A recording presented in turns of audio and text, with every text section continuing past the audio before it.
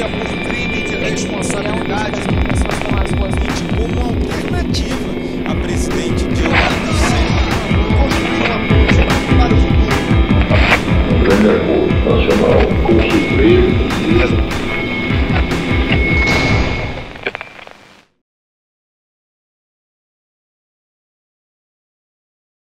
Eu venho trazer aqui alguma coisa assim mais do que poderíamos chamar num depoimento, né, do que eu venho acompanhando a questão ambiental aqui no Brasil e no Estado também. E eu gostaria de fazer uma retrospectiva, talvez, daquilo que a gente poderia caracterizar como o ambiente, né, que a gente está vivendo hoje, de tremendo retrocesso, né, não só ambiental, socioambiental, né, em aspectos da soberania brasileira também, já que temos um governo que é entreguista, é um governo que faz parte de uma elite que, infelizmente, está acostumada a entregar os nossos recursos naturais. Mas a gente pode fazer alguma abordagem um pouco mais histórica, né? No ponto de vista... Inicialmente, eu gostaria de falar que no que se refere à área ambiental, a nossa legislação ambiental é muito boa, né? Ela tem a Política Nacional de Meio Ambiente, ela é de 1981, né?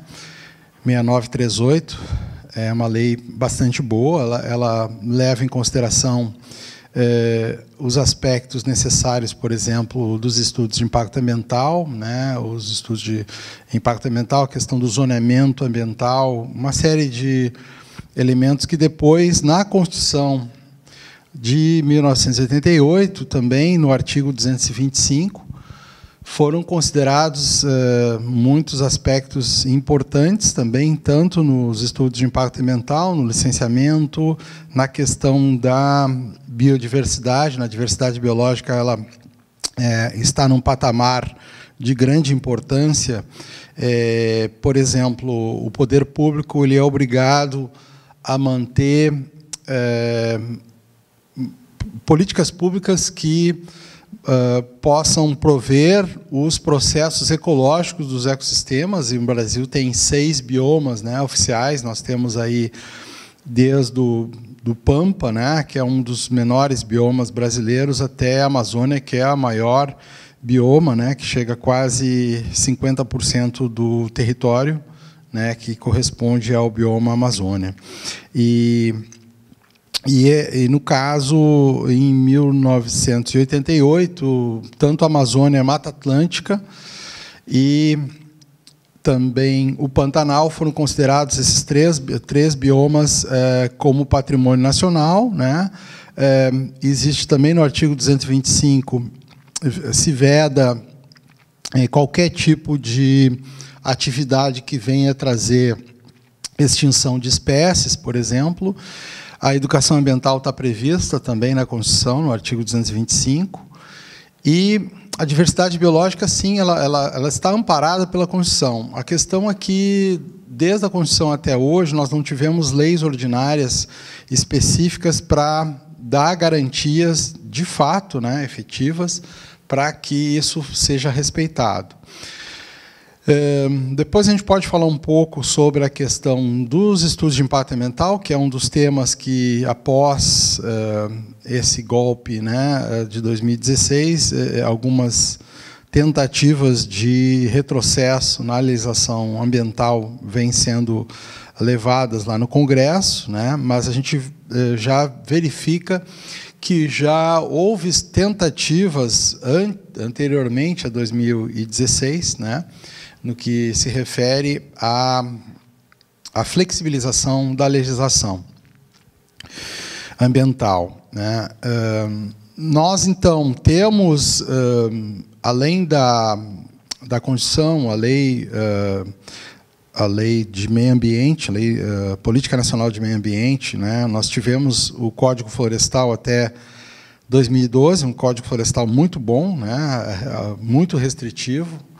E outras legislações referentes à Política Nacional de Biodiversidade de 2002, que ela incorpora questões também socioambientais, as populações tradicionais, né, povos indígenas, comunidades tradicionais, isso tudo foram incorporações que na nossa legislação, que era até a década de 70, 80, se falava muito na conservação ambiental, mas o ser humano ele não estava integrado a essas políticas, né?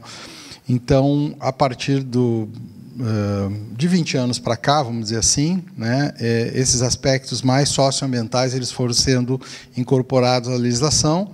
Nós também temos uma política ligada à agricultura familiar, então povos indígenas e comunidades tradicionais, inclusive na própria Constituição, né, a questão da indígena também ela ficou num patamar de importância, né, a necessidade de demarcação das terras indígenas, né, que hoje existe uma proposta de emenda constitucional 215 que vem retirar a possibilidade do Executivo de criar novas áreas, né, e fragiliza muito esse processo, que é um processo muito importante. Nós temos toda uma dívida com os povos indígenas brasileiros, né.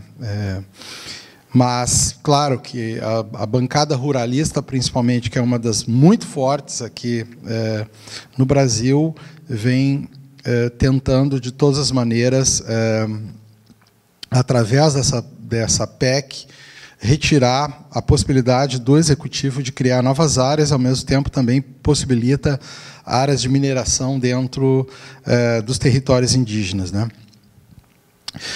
Nós tivemos, na década de 90, um projeto chamado Avança Brasil, né? Porque eu faço uma crítica muito forte aos modelos que se tem de chamado de desenvolvimento, que, de certa maneira, eles trazem como prioridade, né, a supremacia do crescimento econômico, né? Infelizmente, a gente vê essa questão presente ainda hoje, muito mais, talvez, ainda mais com esse governo que se diz pelo moderno, né? Mas tivemos, lá na década de 90, uma certa tendência, de certa maneira, não foi fraca e foi forte a tendência de privatização. O setor elétrico, em grande parte, foi privatizado.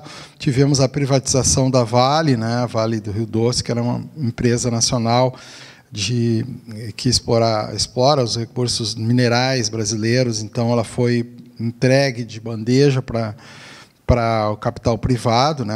E hoje está acontecendo a mesma coisa com relação à Petrobras, né? Então, daquilo que a gente poderia chamar de uma soberania, e eu vou mais além, né? A gente deveria falar na ecossoberania, considerando os elementos da nossa biodiversidade que foram sempre negligenciados dentro das políticas públicas. Então, na década de 90, houve alguns avanços, mas houve retrocesso do ponto de vista das políticas mais ligadas ao enfraquecimento do Estado. Mas, do ponto de vista, por exemplo, a Lei de Crimes Ambientais é de 98, né, foi uma lei importante. Na última década passada, né, quer dizer, nós tivemos aí finalização do governo Fernando Henrique, o início, então, do governo Lula, então a esquerda, o centro-esquerda, né, assumindo o governo. Houve, então, algumas políticas interessantes do ponto de vista ambiental. Nós acompanhamos, por exemplo, muitos técnicos que faziam parte aqui da Secretaria Estadual do Meio Ambiente, na época do governador Olívio, foram para Brasília. O Cláudio Langoni, um deles que foi secretário de Meio Ambiente aqui no Estado, foi ser secretário executivo da Marina Silva. Junto com ele, o Volney Zanardi, que foi uma pessoa também que teve um papel destacado como diretor de recursos hídricos, e que também participou da SMAN. Eu fui colega tanto do Volney como do Langoni, na época, lá pelo início de 90, nós trabalhamos, em 93, trabalhamos na SMAN. Eu fui também, além de professor da URGS, antes disso, né, eu eu trabalhei no órgão ambiental, que era a Secretaria Municipal de Meio Ambiente, durante 3 anos. E, de certa forma, eu me preocupo muito pelas políticas ambientais, até pela minha experiência que eu tive, né? A partir do momento que eu terminei o mestrado e fui trabalhar numa secretaria de meio ambiente, esse desafio de ver de que maneira você pode implementar o teu conhecimento do ponto de vista prático. A gente vê que os órgãos ambientais eles estão muito fragilizados, né? Isso já vem de muito tempo, mas foi uma experiência interessante, né? E aí, digamos assim, no início do governo Lula, a gente viu esse pessoal indo para Brasília e foi traçado algumas políticas por exemplo, em relação aos estudos de impacto ambiental, do ponto de vista da Petrobras, né, os poços de petróleo, não havia até 2002, por exemplo, nenhum tipo de licenciamento ambiental. Então, o licenciamento ambiental da Petrobras ele começou lá por 2003, 2004. Nós tivemos uma situação que foi um conflito um pouco triste, né, para não dizer muito triste, que foi a questão das hidrelétricas.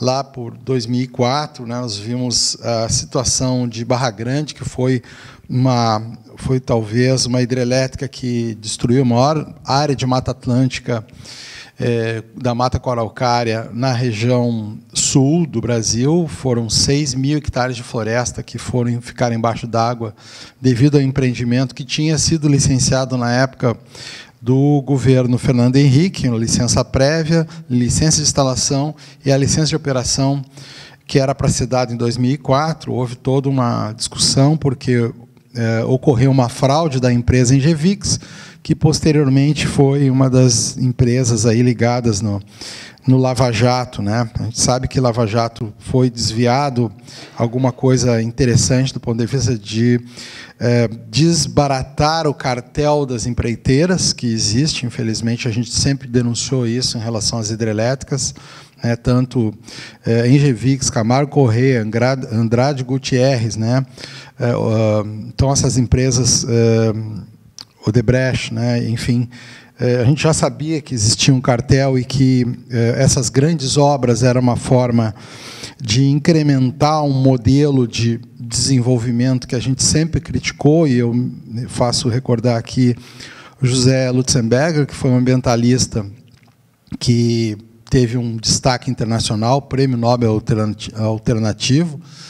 Ele sempre falava, né, que nós temos que prezar por atividades descentralizadas, né? Coisas grandes não são ambientalmente sustentáveis. Ele sempre falava no pequeno, né, na descentralização. E o que se viu na década passada, né, com o PAC, depois em 2007, quando foi lançado o Programa de Aceleração do Crescimento, foi justamente um programa que colocou na pauta, né, o crescimento econômico, né, para, a partir dele, então, haver distribuição de renda. A gente faz uma crítica muito forte, né, ao que se chama, né, no tal do crescimento econômico, porque ele muitas vezes é usado, né, como uma palavra mágica para encobrir as contradições, né, de um modelo que é um modelo de esgotamento que está trazendo mudanças climáticas, destruição da biodiversidade, enfim.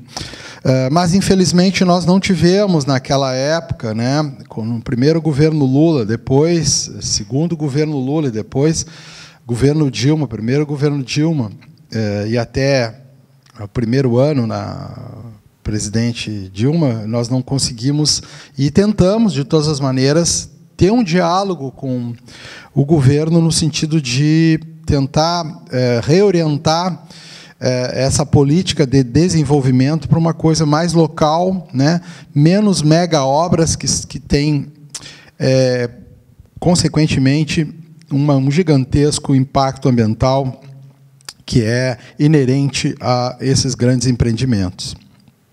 Infelizmente, obviamente, nós temos aí uma bancada dos partidos conservadores que também fizeram parte do governo, né, e que eu analiso que o governo não conseguiu se livrar desse peso conservador e um peso também que prezava por mega obras como a transposição do Rio São Francisco, a hidrelétrica de Belo Monte, as hidrelétricas do Rio Madeira, Giral, Santo Antônio e outras tantas que tiveram por aí e que trouxeram tremendo impacto nas populações, né, os povos indígenas, populações tradicionais, ribeirinhos, enfim, e os próprios rios, né, nós que trabalhamos com conservação da biodiversidade, nós verificamos aí que a fragilidade dos ecossistemas ela é cada vez maior, algumas espécies que só ocorrem nessa condição de próximo aos cursos d'água estão desaparecendo por meio desses grandes empreendimentos. Então, o que eu quero trazer é que, de certa maneira, o governo, até na questão da agricultura, que é muito importante esse tema, porque nós temos aí uma bancada ruralista que obteve, em 2012, uma mudança para pior, né, um retrocesso tremendo no Código Florestal, na Lei 12.651, né, que a lei, na realidade, o Código Florestal não é só floresta que nós temos no Brasil, e que essa lei é a lei referente à proteção da vegetação nativa, né, e aí pegam campos, outros tipos de vegetação, que não só florestas. Infelizmente, houve uma anistia também, né, aqueles que desmataram até 2008, e tanto na pasta da produção de energia, no Ministério de Minas e Energia, como na pasta da Agricultura, tivemos ministros de corte muito conservador e que mantinham essa lógica de atividades altamente insustentáveis, né? Numa agricultura baseada em monoculturas, né, como a soja, né, que desponta hoje. Nós temos aí 55% da área de grãos no Brasil, que chega a 70 milhões de hectares, para a produção de soja para exportação, né?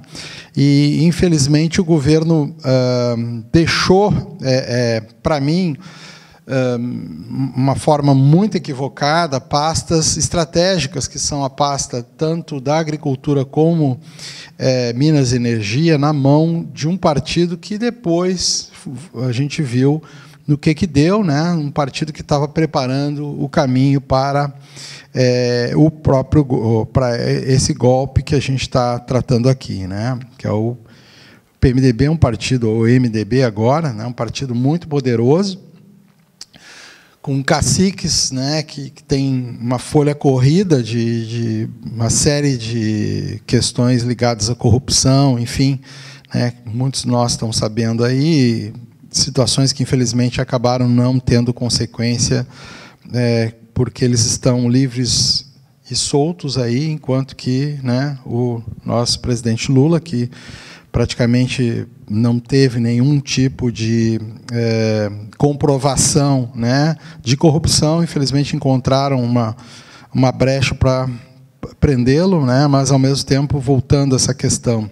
Um partido que, infelizmente, teve um espaço muito grande no governo, né, o governo ficou subserviente a essa lógica de mega empreendimentos, e isso teve como consequência, por exemplo, a exportação de commodities. O Brasil, nesses últimos 15, 20 anos, ele se tornou um grande exportador de commodities, como outros países também. Nós temos aí o Uruguai, numa situação semelhante, Argentina, Paraguai. Tivemos o golpe no Paraguai também, né, no início dessa década, e foi com uma situação ligada também ao agronegócio, né, a grandes oligarquias ligadas a grandes transnacionais, principalmente do agro, né, até empresas como Monsanto, que estariam ligadas a esse golpe que ocorreu, que retirou o presidente Lugo em 24 horas, né, fizeram lá um processo parlamentar sumário de um golpe, né, parlamentar, que depois, de certa maneira, eles obtiveram também um resultado aqui no Brasil, né. São setores muito semelhantes, né. aquilo que ocorreu no Paraguai, nos setores, principalmente setores do agronegócio, né, que controlam parte da economia, setores financeiros, né, a grande mídia também, que faz parte de oligopólios que tem de grandes famílias que controlam os meios de comunicação no Brasil, né. Então, nós vivemos aí uma situação que eu acho que o governo brasileiro, na década passada, como eu estava falando, né, ele não se deu conta, né, que em mais cedo ou mais tarde esse lado mais conservador iria dar esse golpe, né?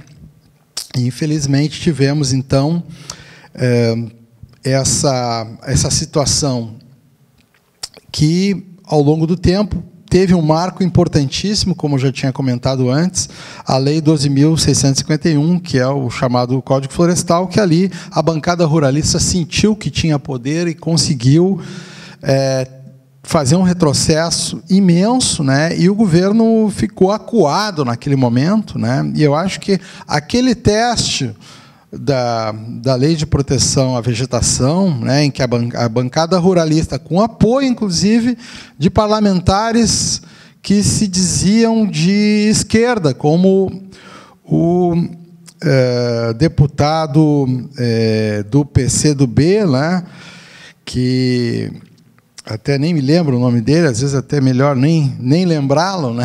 Nem lembrarmos o nome do deputado, até para evitarmos aí também citar nomes, mas, de certa maneira, parte da esquerda contribuiu, né, para esse golpe, né? O Aldo Rebelo, né? Eu acho que vamos falar aqui o nome dele. Eu acho que ele agora, inclusive, saiu já do PCdoB, foi para o Solidariedade com os patrões e com o grande capital, né?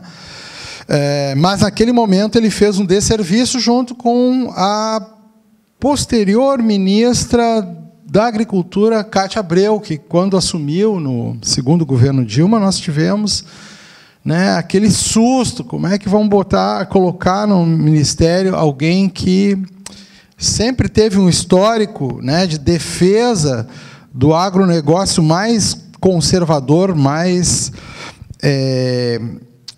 ligado ao que hoje nós estamos vendo aí, a questão dos agrotóxicos, né, na proposta de lei 6299 de 2002, que é a proposta de mudança da chamada Lei dos Agrotóxicos de 1989, uma lei, de certa maneira, bastante importante, né, que foi a lei que definiu algumas restrições e definiu o nome também a esses produtos que hoje está se discutindo aí, e que a Cátia Abreu, né, a gente não esperava que ela fosse assumir esse cargo, mas já tinha ocorrido também Roberto Rodrigues, né, Stefanes. Então, quer dizer, a pasta da agricultura sempre foi uma pasta que ficou na mão do MDB e como também o Ministério de Minas e Energia, né, duas áreas estratégicas. Então, para nós, quer dizer, a gente já via, não dizia que é um golpe isso, mas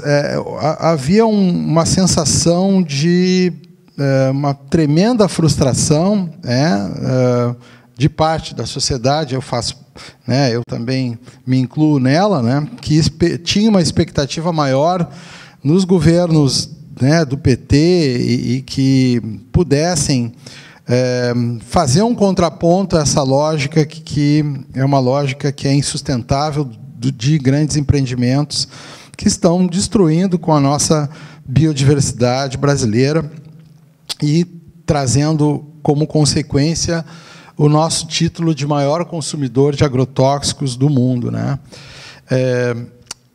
Bom, então eu vejo que nós tivemos aí retrocessos também anteriormente a 2016, né, retrocesso até pela questão do Programa de Aceleração do Crescimento, que ele colocava como uma das prioridades, né, criar um ambiente de negócios, né? Eu fui atrás do PAC e fui olhar, eu coloquei lá na busca a palavra ambiente. Ambiente de negócios, ambiente de investimentos. A palavra ambiente, num texto sobre o PAC, ela estava citado 7 vezes como ambiente de mercado, né? E citado uma vez como ambiente na questão de sustentabilidade, vamos dizer assim. Então, a lógica de mercado ela estava presente, né, por mais que tivéssemos aí também políticas compensatórias, Bolsa Família, né? Houve, na época do governo Lula, a criação de unidades de conservação na Amazônia, a gente tem que reconhecer isso também, né? Houve avanços, as próprias universidades também tiveram recursos, né, para suas ampliações, enfim, mas o custo a médio e longo prazo estava se tornando insustentável. Então, a gente está vivendo uma situação que Vitor Letizia, que é um economista, que, inclusive, foi estudante de biologia lá no final da década de 60, aqui na URGS, né? E teve que ser exilado, e até foi preso também pela ditadura militar, né? Ele depois foi professor da PUC de São Paulo, e ele fazia uma análise em que dizia que o PAC, as grandes obras na Amazônia, por exemplo, era uma maneira de dar um crescimento à economia, mas que estavam destruindo com a base de sustentabilidade e uma base importante para o Brasil manter um rumo que poderia, né, ter um rumo de soberania ecológica, que eu venho chamando isso, né? Nós temos aí, do ponto de vista de espécies, que eu trabalho com frutas nativas, por exemplo, a gente vem pesquisando, já encontramos aí mais de 200 espécies de frutas nativas no Rio Grande do Sul que são alimentícias. No Brasil, teríamos 3 mil espécies, né? Juntando-se também hortaliças, talvez teríamos aí 4 mil, ou seja, 10% da flora brasileira, que é aproximadamente 40 mil espécies de plantas chamadas superiores ou vasculares, né? Cerca de 10%, cerca de 4 mil espécies de plantas que poderiam fazer parte da nossa cultura, do nosso desenvolvimento local, e não essa lógica de exportação de grãos, né? E é muito importante que a gente faça essa crítica, porque a gente vê dentro da própria universidade uma visão que foi uma visão que deu esse caldo de cultura para o golpe, que é esse incremento cada vez maior de apoio ao agronegócio, né? E aí, o que aconteceu? Os planos safra são de 200 bilhões de reais, que é um dinheiro público, né, que são injetados na agricultura empresarial convencional, que usa maquinaria altamente pesada, cria enormes desertos, né, e está avançando na Amazônia. Inclusive, já com resultados, nós corremos riscos de chegar num ponto de irreversibilidade em relação ao desmatamento da Amazônia e as consequências, né? Tem um trabalho desse ano de Thomas Lovejoy e também Carlos Nobre, né, 2 pesquisadores de renome internacional, né? Um deles é norte-americano e outro também aqui brasileiro, né? Que fez parte do Ministério de Ciência e Tecnologia, foi uma pessoa muito importante no questionamento do modelo de avanço dessa infraestrutura de exportação, né, que está destruindo com a Amazônia e que também está destruindo com os biomas como um todo, para nos tornarmos um grande exportador de commodities. Ou seja, nós estamos vivendo a chamada reprimarização de uma economia em que, vamos falar assim, né, nós tivemos aí, há séculos atrás, o ciclo da cana, o ciclo do café, agora estamos vivendo o ciclo da cana, da soja e da cana também, né, em São Paulo, principalmente, que é a principal cultura de São Paulo. E O interessante que é nós verificarmos que, por exemplo, as áreas de plantio de alimento, aí, porque o agronegócio diz, não, nós estamos plantando alimento, isso é importante para o nosso PIB brasileiro, etc. Se nós formos verificar nos dados da Conab, Companhia Nacional de Abastecimento, né, de maio, vocês podem buscar os relatórios, né, ele faz uma avaliação da evolução das áreas plantadas e produção de grãos nos últimos quatro safras, entre 2013 e 2014, 2014 e 2015, 2015 e 2016, 2016 e 2017 e até agora. Nessas 5 safras, nós tivemos aí um aumento de mais de 15% da área de soja, né, enquanto que feijão diminuiu, né, 3%, o trigo, mais de 20% da área de produção de trigo diminuiu, e a área de arroz também diminuiu, né, entre 5% e 10%. Então, tivemos a diminuição de áreas de produção de alimentos, né, e aumento da área de produção de grãos para exportação, né. Então, o que ilustra uma enorme contradição de que o agronegócio diz que está produzindo alimentos. Na realidade, para onde que vai essa soja? Grande parte dela são grãos, né, que vão para mercados como China, né, para alimentação de animais confinados. Na Europa também existe isso. E aí nós não estamos necessariamente produzindo alimentos para o ser humano, e sim alimentos para animais. Mas, claro, que esse é um modelo de uma agricultura chamada moderna, que existe um círculo vicioso, né, de venda de muitos insumos, né? A sustentabilidade ela não faz parte desse modelo. E, de certa maneira, por que eu estou tocando nesse assunto com relação aos retrocessos ambientais? Porque esse setor ele é muito forte, ele mandava no governo, inclusive, né, e isso está acontecendo também no Uruguai, uma situação em que o agro de lá também está tentando, de todas as maneiras, criar uma situação de confronto com o governo, para fragilizar o governo Tabaré Vázquez, né? O que aconteceu no Paraguai está se tentando fazer também com o Uruguai, com a Argentina, de certa maneira, ocorreu com a Cristina Kirchner há uns 4, 5 anos atrás. O setor do agronegócio lá também não queria impostos, né? E é bom a gente destacar também aqui no Brasil que, por exemplo, a venda de agrotóxicos, que ela corresponde a um mercado de 9,6 bilhões de dólares aqui no Brasil, é um dos maiores mercados de venda de produtos como inseticidas, herbicidas, fungicidas, entre outros. Esses produtos eles são isentos de impostos, né? Então existe toda uma política de indução, e essa política de indução para a venda desses produtos que vão enriquecer grandes empresas como a Bayer, como a BASF, como a Syngenta, como a Dow, são gigantescas empresas concentradoras de poder, concentradoras de sementes, e que retiram, né, a autonomia dos agricultores, né, de ter a sua própria semente, enfim, e que criam esse modelo viciado de uma agricultura altamente insustentável.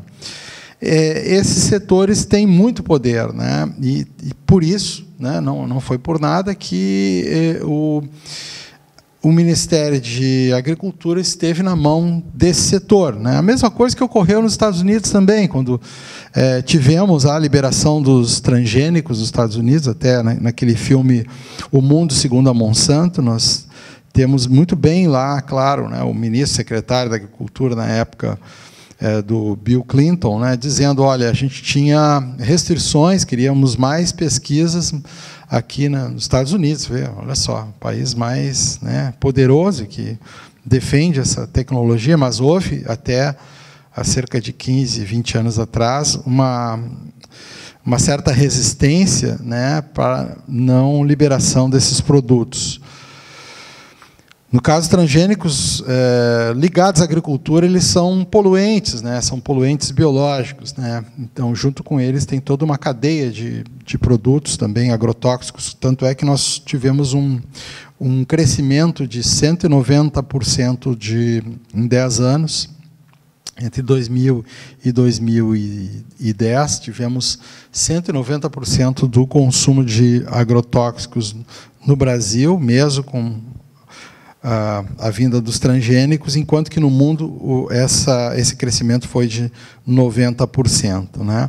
Então, aquilo que se dizia que os transgênicos trariam uma diminuição desses produtos não é verdade.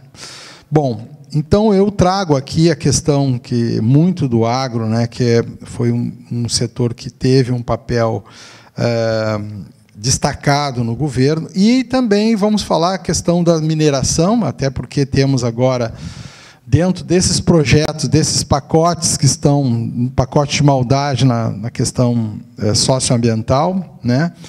A mineração, existe um código de mineração que está, e de certa maneira ele não foi levado adiante, ele tinha sido discutido há uns 3 anos atrás, 2013, 2014, aí quando teve aquele desastre, que mais foi um crime do que um desastre, lá em Mariana, né, com a Samarco, que é uma das empresas da Vale e uma outra transnacional.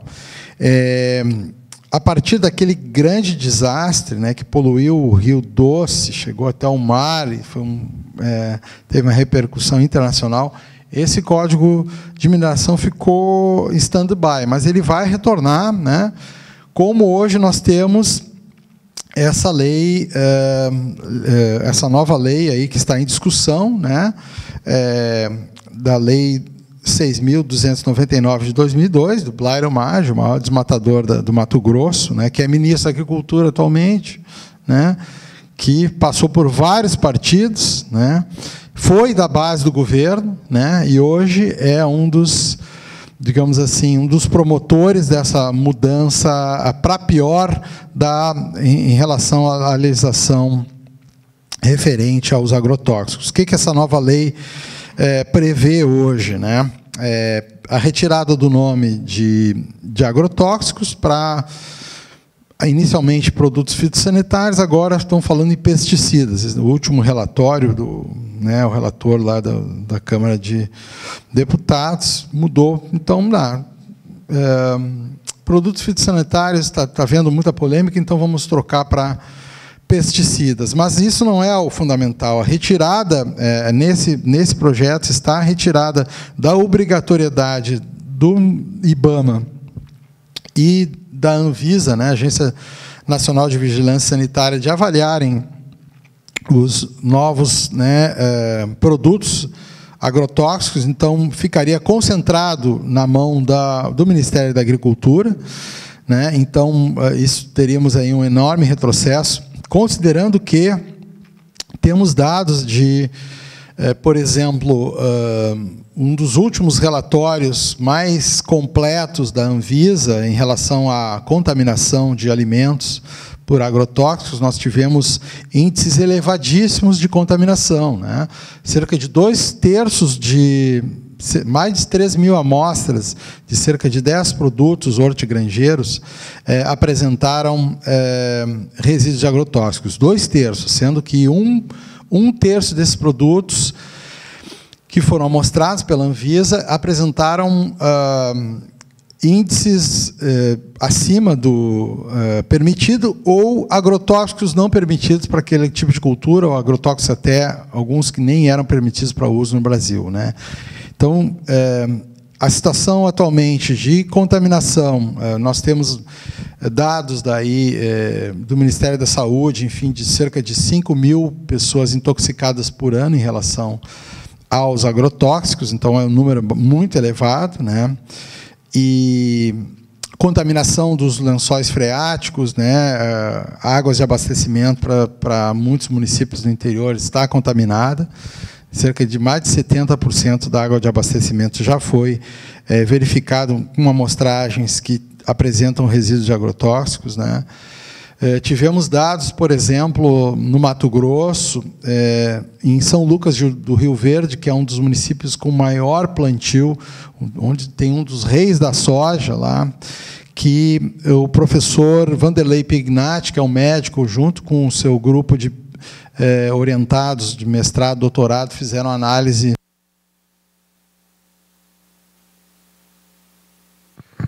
100% de contaminação em 62 mulheres em fase de amamentação. Então, o leite materno todas as 62 mulheres analisadas tinham resíduos de agrotóxicos, né? Pulverização aérea em escolas, isso ocorreu em São Lucas do Rio Verde, como está ocorrendo em vários municípios brasileiros. Então, nós temos um problema de saúde pública em relação à pulverização por agrotóxicos. Hoje, se retomando o uso do 2,4-D, que é um dos componentes do chamado agente laranja, utilizado na Guerra do Vietnã.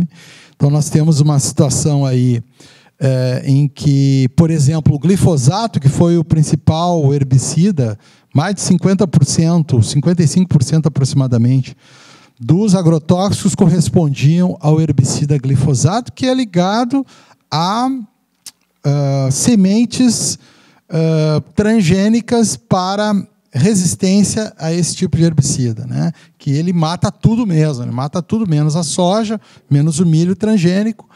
Só que esse glifosato ele não está mais, ele não está tendo resultados, porque várias plantas espontâneas estão criando resistência a esses herbicidas. Então, se retomou o uso do 2,4-D e também outros herbicidas mais potentes e mais tóxicos, né? E então nós estamos aí vivendo uma situação de calamidade, né? Isso tem uma relação muito grande com a situação de uma camada política, né, que foi bancada por esse setor, né? Porque a gente tem aí bem claro, né, se a gente for olhar os dados do Tribunal Superior Eleitoral, o financiamento de campanha, né, a presidente da comissão, né, como relator da comissão especial, né, referente a esse projeto de lei, né, que retira também os municípios, os estados, a autonomia de poder legislar mais restritivamente ao uso desses produtos, ou seja, a legislação ela só daria poder ao governo federal, os estados e municípios não poderiam legislar restringindo mais o uso desses produtos, né? Haveria uma flexibilização na propaganda também desses produtos, né? Existiria um período de 1 ou 2 anos, no máximo, para que houvesse uma análise desses produtos por parte do Ministério da Agricultura e também, eventualmente, se fossem ou não chamados, tanto o IBAMA como a Anvisa, para fazer uma análise desses produtos. Se em 2 anos não forem analisados, eles já podem ganhar um registro temporário. Isso é um absurdo, isso é contra a lei, tanto é que o Ministério Público Federal já entrou com ações, né, contra essa legislação, que ela é anticonstitucional, né? E, bom, eu acho que esse é um dos grandes projetos desse setor, né? Nós tivemos aí também alguns... o governo recuou, de certa maneira, o governo golpista, Temer, ele deu um certo recuo com o Renctas, que, não sei se vocês se lembram, o ano passado houve 2 tentativas de parte do governo federal de liberar áreas na Amazônia, né, em Roraima, né, para exploração de minério, né, numa chamada reserva de minérios de cobre, né, o Renctas, que é uma área que já era prevista mas para exploração de minério, mas com reservas de exploração de minério por empresas nacionais, né? No momento em que o governo Temer abriu espaço para a possibilidade de exploração mineral, inclusive em áreas indígenas, né? Houve uma grita muito grande a nível nacional e até internacional, e o governo acabou recuando, né? Com relação a esse projeto do pacote dos venenos, que eu estou falando aqui, que eu já comentei muito em relação a ele, houve, de certa maneira, um incômodo, né? Tanto com esses setores do governo, né? Como também de parte do agronegócio, né? Eles não gostaram da reação muito forte, até a nível internacional. A Comissão de Direitos Humanos da ONU também encaminhou para o ministro das Relações Exteriores e também para a Câmara dos Deputados, encaminhou um documento, né, pedindo cuidados e que não fosse aprovada essa legislação. Então, existe, de parte também do Instituto Nacional do Câncer, documentos contrários a essa mudança. Nós temos também mais de 320 entidades assinaram um documento contrários a essa mudança, né? Que, na realidade, é um grande retrocesso. Mas, enfim, eu vejo que é um dos grandes... esse projeto, né, ela representa um dos grandes tentativas de retrocesso. Eu não falei em licenciamento ambiental, mas tem duas propostas. Projeto 654, um projeto ligado ao Senado, né, de mudança no licenciamento, um projeto de lei para mudança, para agilização do licenciamento ambiental, no que se tratar de obras estratégicas para o governo. O que significaria estratégicas? Traçar grande infraestrutura, né, para escoamento dos nossos recursos naturais, as matérias-primas brasileiras, né? Isso é sustentável. Então, o licenciamento ambiental hoje ele está sobre tentativas várias de mudanças também, né? Um dos projetos 64, o projeto de emenda constitucional também de parte do Romero Jucá, né, de uma mudança também para pior em relação a essa legislação de licenciamento ambiental. E a gente sabe que Romero Jucá, quem foi, né, aquele que dizia que o Brasil tem que segurar isso aí com o Supremo, com tudo, né, um cara que tem uma ficha corrida enorme aí, ligado ao que tem de pior no Brasil, e temos aí todas os que foram ministros, ou esses políticos do núcleo duro desse setor golpista, né,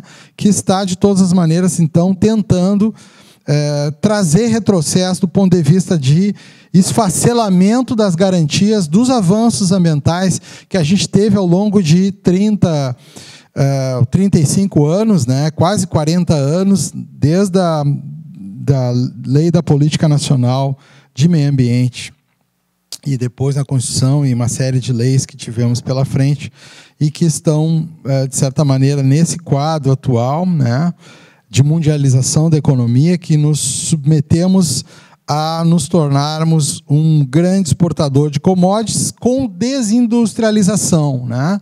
Então, também essa situação da desindustrialização brasileira é um tema que tem que se tratar no sentido que a gente não tem mais nem roupa, né? A nossa roupa ela vem da China, vem da Índia, vem de Bangladesh, não sei de onde, né? A gente tem que importar. Foi destruída a nossa indústria, né? Claro, indústria de automóvel tem, mas automóvel a gente sabe que hoje, de certa maneira, é um produto de pouca durabilidade, que tem muita obsolescência programada dentro do seu conteúdo, né? De certa maneira, foi um erro também dos nossos governos de esquerda, ou centro-esquerda, que deram incremento ao consumo de produtos que eram insustentáveis e, de certa maneira, também não conseguiu resolver uma crise que estava já prevista para acontecer no Brasil, né? Então, eu vou finalizando por aqui. Eu vejo que existe aí, então, uma série de tentativas de retrocesso. O que pode acontecer? Talvez no ano eleitoral, alguns parlamentares não queiram se expor, né, tanto antes das eleições, porque está havendo uma certa repercussão negativa dessas tentativas de retrocesso, né? De certa maneira, a imprensa está dando destaque. Se não fosse a Copa do Mundo, talvez daria mais destaque ainda, mas, infelizmente, nessa época está passando muito projeto ruim, apesar que agora temos também o recesso, né? Mas o meu medo é que, pós-eleição, eles consigam jogar esses projetos para frente e dar um golpe mortal e a gente ter um retrocesso de difícil reversão, né? Então, fico à disposição aí para perguntas, enfim. Obrigado.